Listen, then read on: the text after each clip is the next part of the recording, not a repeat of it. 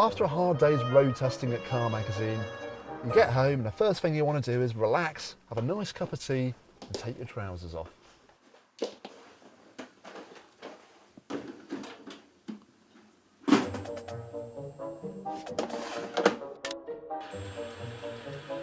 Oh no, I think the old Laguna key is actually in the washing machine. What's going to happen?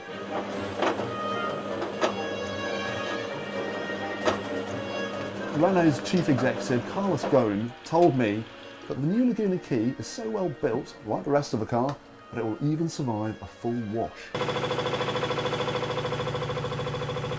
800 RPM. I wonder what the spin doctors will make of this one. Well, there's my jeans, they look nice and clean. And here's one rather damp but very clean Renault Laguna card key. The question is, will this actually now work?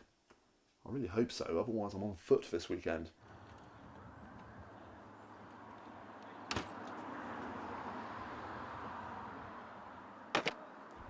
That's a good sign, the clipper's working. I'm in. This poor key card has been bashed and boiled, wrung and spun. Will it still work?